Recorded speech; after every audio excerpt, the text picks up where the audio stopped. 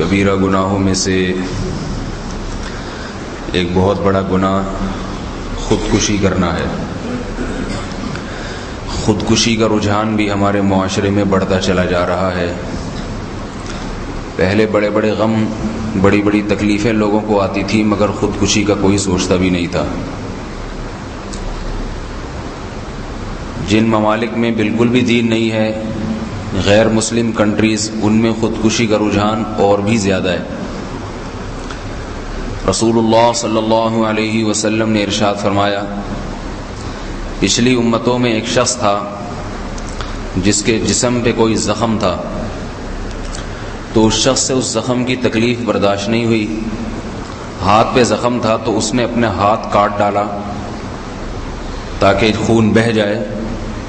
اس کے جسم سے خون بہا اور اس کی موت واقع ہو گئی۔ اس کا مقصد تھا اپنے آپ کو مار دینا تاکہ خون بہے گا اور میری جان نکل جائے گی۔ تو اللہ تعالیٰ نے فرمایا، بادرنی عبدی بنفسہ حرمت علیہ الجنہ، کہ میرے بندے نے مجھ سے پہل کرنے کی کوشش کی ہے، تقدیر سے لڑنے کی کوشش کی ہے، تقدیر پر راضی نہیں رہا تو میں اس پر جنت کو حرام کر دوں گا، یہ جنت میں نہیں جا سکتا۔ ایک اور حدیث میں ہے کہ ایک شخص نے میدان جہاد میں بڑی بہادری سے مقابلہ کیا، کافی زخم ہوئے اس کے، تو صحابہ کرام نے رسول اللہ صلی اللہ علیہ وسلم کے سامنے ان کی تعریف کی کہ وہ بڑے جگری سے لڑے ہیں اور کافی زخم ان کو آئے ہیں۔ تو آپ صلی اللہ علیہ وسلم نے فرمایا، فی النار، وہ جہنم میں جائے گا۔ صحابی کہتے ہیں، میں نے سوچا کہ میں دیکھوں، جب اللہ کے نبی نے کہا ہے کہ جہنم میں جائیں گے تو یقیناً اس سے کوئی عمل ایسا ہوگا جو جہنم میں جانے کا ذریعہ بنے گا۔ کہتے ہیں میں نے دیکھا کہ ان کو زخم تھے تو وہ تکلیف کی تاب نہ لا کے انہوں نے اپنی شہرت کاٹ ڈالی، خودکشی کر لی۔ تو یہ اتنا بڑا جرم ہے کہ رسول اللہ صلی اللہ علیہ وسلم کے پاس ایک خودکشی کرنے والے شخص کی میت کو لایا گیا، آپ صلی اللہ علیہ وسلم نے جنازہ پڑھنے سے انکار کر دیا۔ تو اتنا بڑا جرم یہ کیوں ہے؟ اس لیے کہ خودکشی کرنے والا اپنے عمل سے بتاتا ہے کہ اس کو اللہ پہ یقین نہیں ہے، وہ اللہ کو مانتا ہی نہیں ہے۔ زبان سے تو کہتا ہے، اپنے عمل سے بتاتا ہے کہ نہیں مانتا۔ دوسری بات، وہ دنیا کو بہت زیادہ اہمیت دیتا ہے۔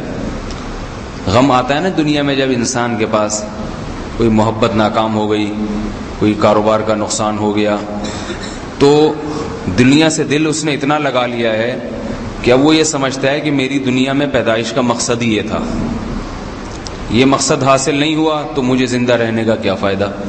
حالانکہ دنیا میں آنے کا یہ مقصد نہیں ہے کہ محبتیں کامیاب ہو جائیں اور کاروبار میں فائدہ آنا شروع ہو جائے۔ یہی چیزیں ہوتی ہیں جس سے آج کل لوگ زیادہ تر خودکشیاں ہو رہی ہیں، محبتیں ناکام ہونے کی وجہ سے۔ کہیں حساب کتاب چل رہا تھا، سیٹنگ چل رہی تھی، عشق چل رہا تھا، اس کی شادی کہیں اور ہو گئی تو یہ جا کے رسی سے لٹک گئے۔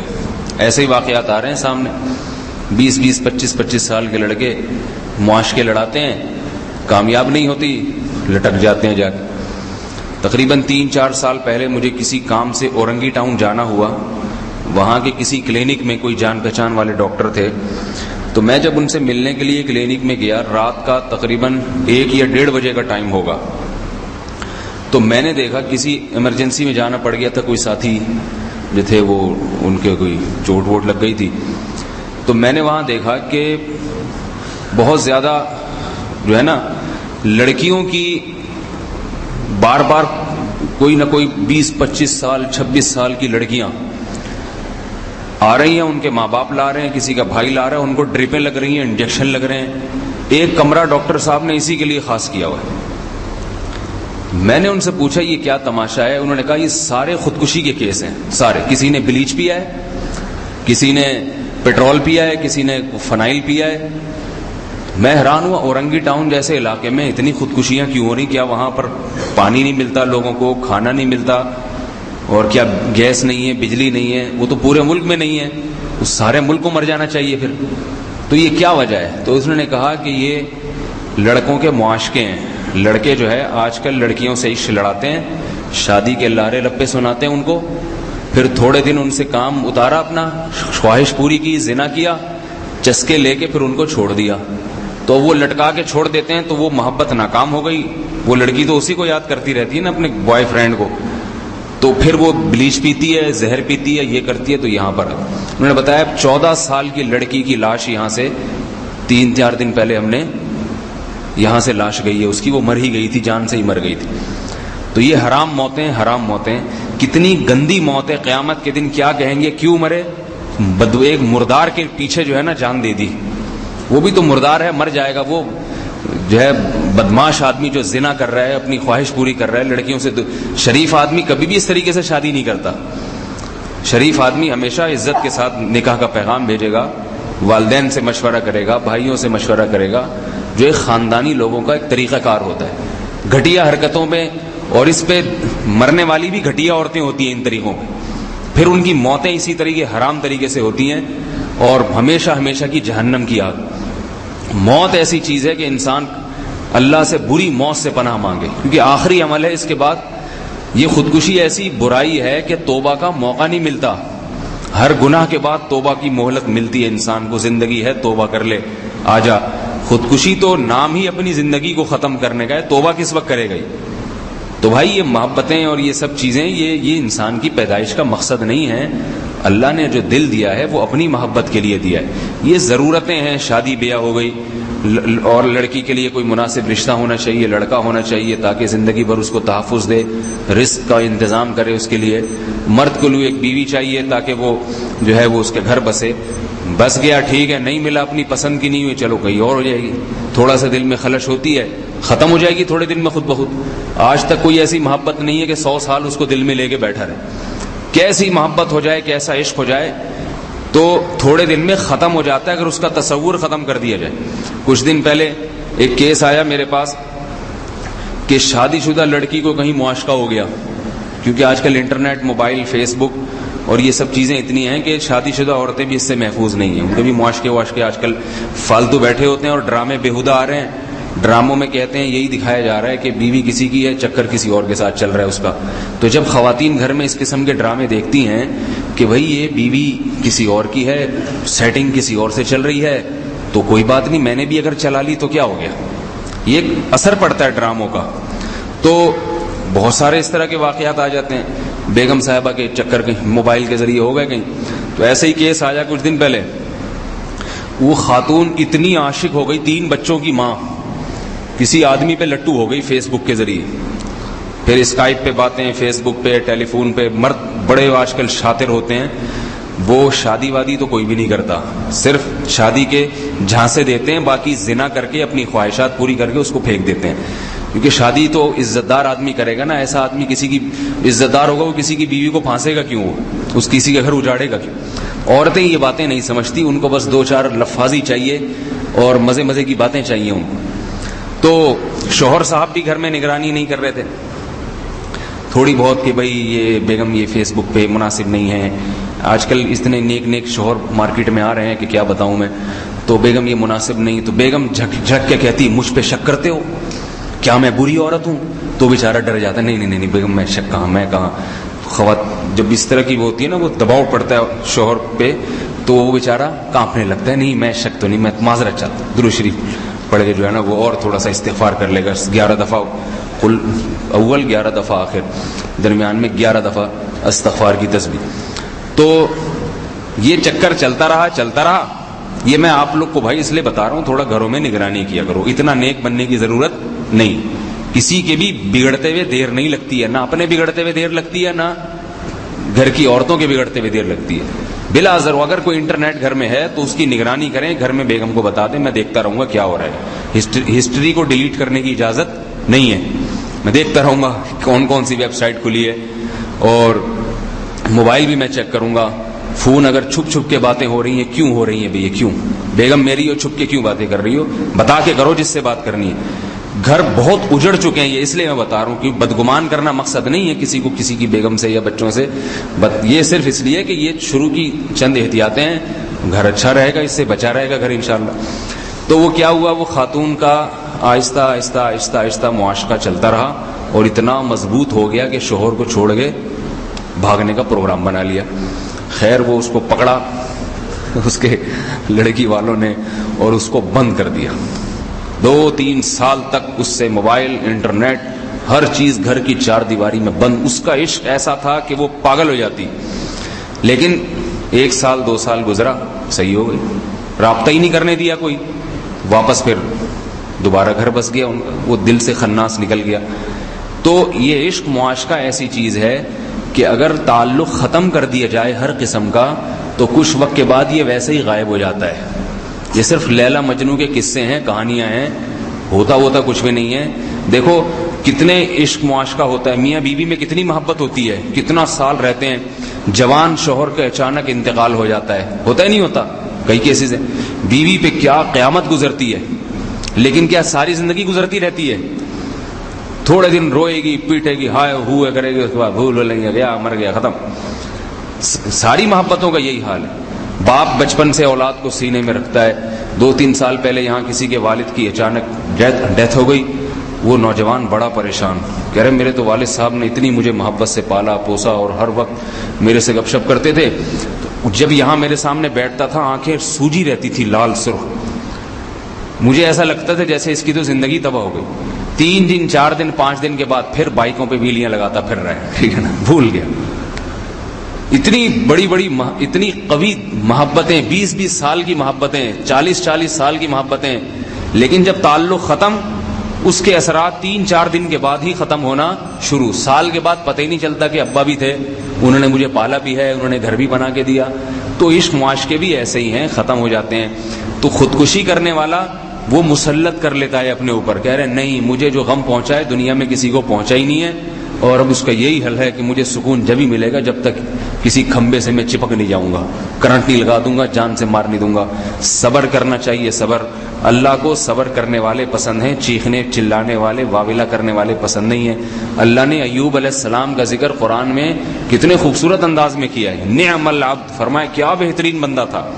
کیوں کیا؟ اس لیے کہ اتنی شدید بیماری میں، اتنی شدید تکلیف میں مبتلا ہوئے ایوب علیہ السلام کہ ایسی تکلیف ایک عام آدمی برداشت نہیں کر سکتا. عرصہ گزر گیا، کئی سال گزر گئے، بیماری ٹھیک نہ موت واقع ہو رہی ہے نہ شفا مل رہی ہے، لیکن زبان سے ناشکری کا لفظ نہیں نکالا.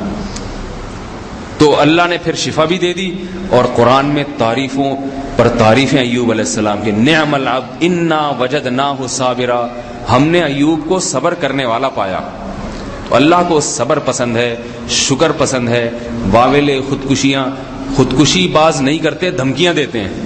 اور خواتین میں یہ بیماری زیادہ ہے. ذرا سی باتوں کی میں خودکشی کر لوں گی. ایک صاحب نے مجھے بتایا کہ ان کی بیگم نے زہر کی ایک بوتل رکھی ہوئی ہے الماری کے اوپر. ذرا سی بات ہو نا ادھر وہ پی لوں گی میں. وہ بیچارہ گھبرایا ہوا تھا نا، میرے پاس آیا.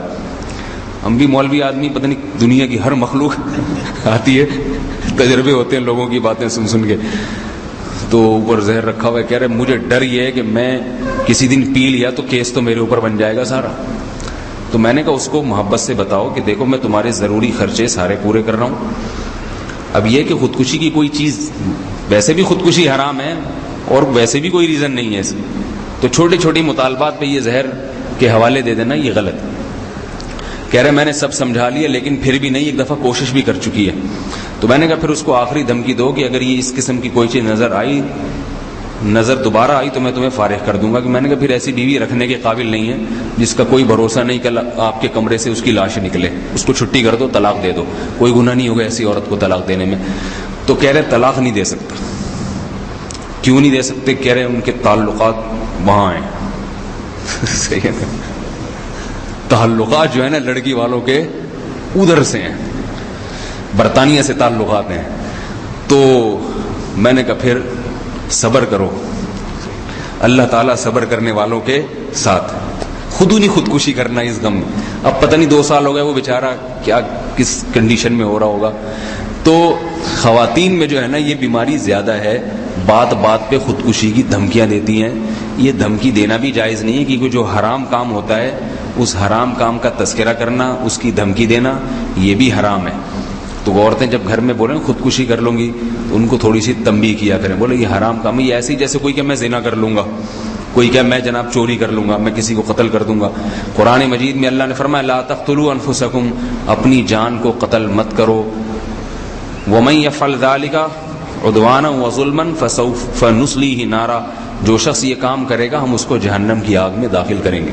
اللہ کے رسول صلی اللہ علیہ وسلم نے فرمایا جس شخص نے خودکشی کی، جس چیز کے ذریعے کی، عذب بہ یوم القیامہ، قیامت میں اسی چیز کے ذریعے اس کو عذاب دیا جائے گا. اسی چیز، زہر پیا تو سم بہ، زہر ہی پلایا جائے گا، اس کو بار بار پلایا جائے گا. اور ایک حدیث میں ہے کہ جس نے اپنے آپ کو پہاڑ سے گرا کے مارا تو برزخ کی زندگی میں اللہ اس کے لیے پہاڑ قائم کریں گے اور قیامت تک وہ اپنے آپ کو پہاڑ سے گرا کے مارتا ہی رہے گا. زہر پیا تو قیامت تک زہر ہی پیتا رہے گا، مرے گا، پھر زندہ ہوگا، پھر زہر پلایا جائے گا. آگ میں اپنے آپ کو جلایا تو قیامت تک آگ میں جلتا رہے گا. یہ برزخ کا عذاب ہے. پھر آخرت کا عذاب اس کے علاوہ ہے. تو حالانکہ خودکشی کرنے والا غموں سے نکلنے کے لیے یہ کام کر رہا ہوتا ہے، اس کو پتہ نہیں کہ میں چھوٹے غم سے نکل کے بڑے غم میں جا رہا ہوں. میں صبر کرتا تو اللہ تعالیٰ مصیبت کے دروازے بند کر دیتے اور راحت کے دروازے کھول دیتے اس کے لیے کچھ دنوں میں. اور ایک دروازہ تو ہر ایک کے لیے کھل جاتا ہے کہ جس غم میں وقت گزر جائے انسان اس غم کا عادی ہو جاتا ہے.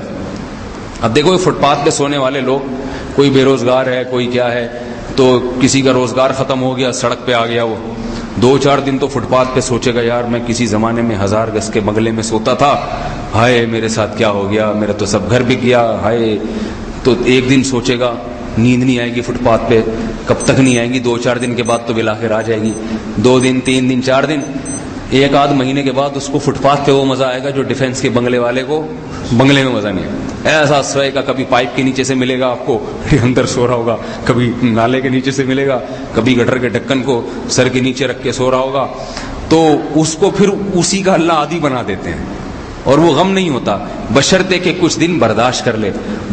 ورنہ حقیقت میں اللہ کی عادت کیا ہے کہ وہ غم اس سے اگر اس غم کو ختم بھی کر دیتے ہیں اور اس کا نعم البدل دے دیتے ہیں. زیادہ لمبا چلاتے نہیں، جیسے ایوب علیہ السلام کو بیماری ختم کر کے صحت دے دی اللہ نے. تو اللہ کو صبر کرنے والے پسند ہیں، خودکشی کرنے والے پسند نہیں. ایک آخری بات یہ کہ خودکشی کرنے والے پہ ترس نہیں کھایا کریں، اس سے یہ مرض بڑھتا ہے. عام طور پہ جب ایسا کیس آتا ہے نا، فلاں نے امتحان میں نمبر کم آئے خودکشی کر لی، والدین نے ٹھکائی لگا دی بیٹے کی، بیٹے نے خودکشی کر لی، اس طرح بھی کیسز آ جاتے ہیں. تو یوں نہ کہنا چاہیے ہائے باپ نے بڑی زیادتی کر لی بچے کے ساتھ، دیکھو بیچارے کو خودکشی کرا دی، ہائے باپ نے اس کی فلاں جگہ شادی نہیں. ایسا بھی 3 سال پہلے کیس ہوا، لڑکے کی کہیں عشق ہو گیا، اس نے ابا سے کہا میری شادی کرا دو. تو ابا آج کل شادی کے علاوہ دنیا کا ہر کام کرانے کے لیے تیار ہے بچے کا. کہتے ہیں شادی نہیں کرو، زنا کر لو، کوئی پرابلم کی بات نہیں، شادی نہیں. یہ جذباتی ہو جاتا ہوں میں اس مسئلے پہ، کیونکہ وہ اباؤں کو ان چیزوں کی تو فکر ہے ہی نہیں آج کل. سب ابا ہی بیٹھے ہوئے یہاں پہ معذرت کے ساتھ. وہ کہتے ہیں بیٹا ہمارا بیڑا غرق ہو جائے اس کا، معاشقے کر کے اور زنا کر لے، شراب پی لے، کوئی بات نہیں، شادی نہیں. شادی کرے گا تو بہو کو 2 روٹی کھلانی پڑ جائے گی، اس سے میرا کہیں دیوالیہ نہ ہو جائے. بہو کی 2 روٹی جو ہے نا اس کو بڑی مہنگی لگتی ہیں، کیونکہ یہودی بن چکے ہیں ہم لوگ. یہودی کہتا ہے سارا میرا ہے، میرے پیٹ میں جانا چاہیے، کسی اور کے پیٹ میں نہیں جانا چاہیے. تو باپ کہتا ہے کہ نہ نہ نہ، یہ نہیں ہو سکتا کہ ایک آدھ بہو گھر میں آ جائے اور وہ پراٹھے کھانا شروع کر دے ہمارے گھر میں بیٹھ کے. اس سے تو ہماری جو ماہانہ 1 کروڑ کی آمدن ہے وہ 95 لاکھ کی رہ جائے گی. پھر وہ اس سے تو نقصان ہوگا. معذرت کے ساتھ یہ ٹاپک ہی ایسا ہے، اس پہ تھوڑا سا میں جذباتی آپ لوگ کو پتہ ہو جاتا ہوں، برداشت کر لیا کریں اس کے، کیونکہ دیکھ رہے ہیں نا زنا بڑھ رہا ہے تو اس لیے جذباتی ہو جاتا ہوں. اللہ نے حکم دیا ہے کہ ہو اپنے آل اولاد کی ذرا شادی وادی کرا دیا کرو جلدی. اللہ نے کہا ہے قرآن میں ان کے ساتھ تعاون کیا کرو. تو وہ کیا ہوا، بیٹے نے کہا میری وہاں شادی کرا دیں. باپ نے نہیں کرائی، کوئی وجہ ہوگی، بعض دفعہ کوئی معقول وجہ بھی ہوتی ہے. بیٹے نے کیا کیا، رسی سے پنکھے پہ رسی لٹکا کے لٹک گیا، اس میں مر گیا. تو یہاں لوگ باتیں کر رہے تھے کہ ہائے باپ نے بڑی زیادتی کی. میں نے کہا کوئی اتنی بڑی زیادتی نہیں کی ہے باپ نے. اگر ٹھیک ہے شادی کرانی چاہیے، نہیں کرائی تو کوئی ایسی بڑی زیادتی نہیں ہے کہ آپ لٹک جائیں. تو خودکشی کرنے والے پہ ترس کھانے کا نقصان یہ ہوتا ہے کہ جب لوگ سنتے ہیں کہ باپ کی طرف سے زیادتی تھی اور اس پہ رحم کھائیں گے تو دوسرا کہے گا اگر میرے ساتھ بھی یہ زیادتی ہوئی تو میں بھی لٹک جاؤں گا. جب اللہ کے نبی نے ترس نہیں کھایا خودکشی کرنے والے پر، اس کی برائی بیان کی ہے تو ہمیں بھی برائی بیان کرنی چاہیے. ہمیں یہ نہیں کہنا چاہیے ہائے بیچارے کے ساتھ بڑی زیادتی ہوئی ہوگی جو اس نے اپنے بندوق مار دی. اس سے بولو نہیں، اس کے ساتھ کوئی ایسی زیادتی نہیں ہوئی. اللہ کسی کے ساتھ ایسا ظلم نہیں کرتا کہ وہ اپنے آپ کو جان سے مارنے پر اتر آئے. اس کو صبر کرنا چاہیے تھا. اس نے اللہ کی آیات کا انکار کیا، اس نے اللہ کے وجود کا انکار کیا، اس نے اللہ کی رحمت کا انکار کیا. اس کا یہ نظریہ تھا کہ اللہ مسبب الاسباب نہیں ہے، اللہ ہر چیز میں اسباب کا تابع ہے، اللہ غم لا سکتا ہے، غم کو دور نہیں کر سکتا. یہی مطلب ہوتا ہے نا خودکشی کرنے والے کا. وہ یہ کہتا ہے کہ اللہ غم تو دے سکتا ہے، غم کو مجھ سے دور نہیں کر سکتا، تبھی تو مرتا ہے. اگر اس کا یہ نظریہ ہوتا کہ اللہ موجود ہے، وہ اگر غم دے سکتا ہے تو غم کے بادلوں کو دور بھی کر سکتا ہے، تو وہ کبھی یہ کام نہیں کرتا. تو اللہ کے نبی نے تو نماز جنازہ پڑھانے سے انکار کر دیا، تو ہم کیسے اس پہ ترس کھائیں؟ تو اس لیے خودکشی کرنے والے پہ کبھی ترس نہیں کھایا کریں، اس کی برائی بیان کرنی چاہیے کہ اس نے گھٹیا حرکت کی ہے، جہنمیوں والا کام.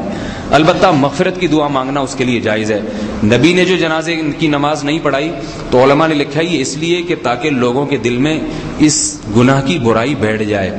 تو اس کا یہ مطلب نہیں کہ کوئی بھی نہ پڑھے، تو قوم کا مقتدی اور رہبر اس کا بائیکاٹ کرے، اور باقی لوگ اس کی جنازہ بھی پڑھا سکتے ہیں، اس کا اور مغفرت کی دعا بھی کرنی چاہیے اس کے لیے، بلکہ اس کے لیے تو زیادہ کرنی چاہیے کیونکہ اس کو تو خود تو توبہ کی توفیق اب مل نہیں سکتی. تو اللہ تعالی ہم سب کو اس کبیرہ گناہ سے بچنے کی توفیق عطا فرمائے اور ہمیں مصیبتوں سے محفوظ رکھے اللہ. اور اللہ نہ کرے کوئی مصیبت مقدر میں ہے تو صبر کی توفیق عطا فرمائے. وما علینا الا البلاغ.